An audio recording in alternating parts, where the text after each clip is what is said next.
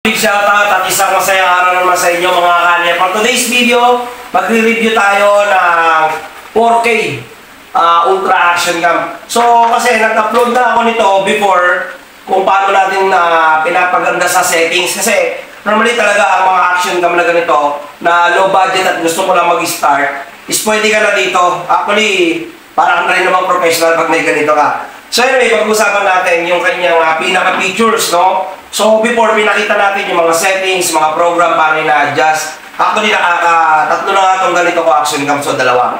Then, kung gusto niyo ng handy type, so yan, ganyan, bili lang kayo ng ganito. Yan yung pinaka-stand. So, mahaba to, para ka na rin nagdo-drone kung halimbawa gusto mong gamitin to dun sa mga malayo ang view, di ba? So, yun. Then, of course, transfer na rin sa helmet. So, pwede mo siyang gamitin. Lagay mo siya sa helmet mo. So, ganun lang ginagawa ko. Para hindi ako nagtatanggal-tanggal, bumili na rin ako ng partner. Kasi dati, isa lang yung ginagamit ko rito. Tatanggalin ko pa siya sa helmet. So, syempre, medyo, nakaka-hassle din. Kaya maganda, meron ako yung pang-helmet na ginagamit para pag nag-rides. So, yun naman gagamitin mo. Madali lang naman din i-assemble to. Meron naman siyang mga instructions, no? So, yun, pag-usapan natin yung kanyang, yung mga kuha ko na ina-upload ko through YouTube. So, yun po yung mga halos, minsan, adjustment lang ng settings din ito. So, yun ang pag-usapan natin for today's video, di ba? So, maganda na. So, yun. So, pwede mo siyang gamitin ng ganito lang, no? So, then, itong isang klase na to, na 4K, pagka halimbawa nag-record ka, hindi mo mapapakinggan yung boses mo. Pero pag inilipat mo na siya sa cellphone, doon mo siya maririnig. So tara, pakita ko yung mga video kuha nito na i-upload ko rin dito sa YouTube channel ko. So huwag mo ba kalimutan mag-subscribe sa aking YouTube channel. Pa-share na lang din para at least malaman din ng iba. So yun, pag-usapan na natin. Let's go! So ayan, hindi ko na nga siya tatanggalin dito sa pinaka-handy. No? So ayan, gamit natin yung pinaka-cover niya para sa tubig is po pwede rin, no? So, maganda kasi pagka may ganito kang handy rin na hawak. So, okay. I-on natin. Press natin yan. So, the same pa rin yung ginagawa natin before. So, long press mo lang yan.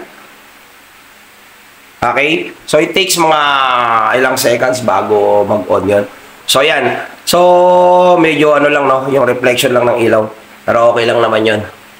Then, pindot natin. Ito yung mga video kung saan nakasave na yan. Kaya yan yung mga video. No, yan, may dagat akong kinunan dyan. So, I try to play this one. So, malinaw. Actually, yung ginamit ko rito is yung gaya nung pinakita kong video before na timpla. No? Pag sobrang liwanag kasi, yung exposure, minsan pangit din sa feedback ng camera, ng upload. Kaya mag-adjust. Kasi naman yung kuha ko dyan, no? No? So, malinaw yan actually. So, press ulit natin. Yan, hanap tayo ng ibang video.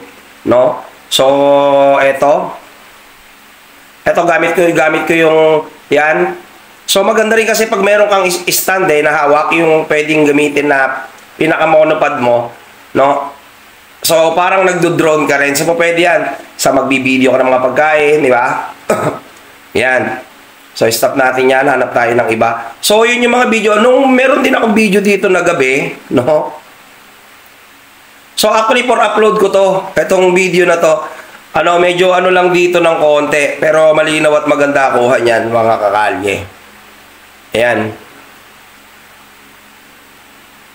Ito, kuha to sa gabi. Gabi ito, nung nag-guest ako sa isang bar, may banda. So, yan.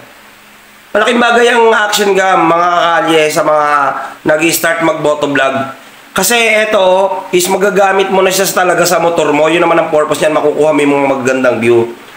So, yan. Gabi po yan, mga kalye, no? At saka, napakamura ng presyo nito. Hindi siya yung bibili tayo ng malayan, gaya niyan. Kuha lahat, di ba? So, yun, i-upload ko to mga kalye. I-edit ko lang siya. Pinapakita ko lang sa inyo yung mga kuhang video niya. No, na malinaw yan. Hindi kagaya ng ibang mga kuha na talagang aside from the blurred, malabo. So, ito is okay. Napakaganda kasi aside from mura, di ba? So, yun naman advantage niyan.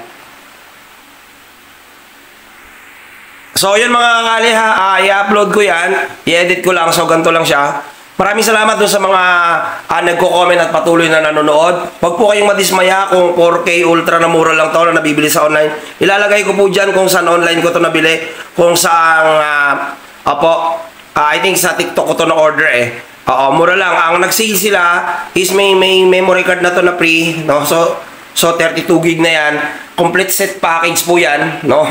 Kaya hindi ka nalugi. So ito, kailan matagal na to sa akin. Malapit na itong mag 1 year. Pero yung nauna ko, almost magto 2 years ko nang ginagamit yun. So, yun, dun sa mga nag-ask question regarding dito, huwag kayo madismaya. Maganda rin naman siya. Kasi ngayon, marami nang naglalabasan. May mga 360 na camera na lumalabas. Pero medyo may kamahalan. Pero dun sa mga nag-start pa lang, action cam, 4K, para sa akin, the best na to. Kaya gamitin mo lang siya ng gamitin. Diba? So, yun. Hanggang dito na lang muna yung video. Napakamag tayo sa mga susunod na video pag may nabili pa tayo galing online. So, share na lang sa inyong lahat. Kita-kits next video.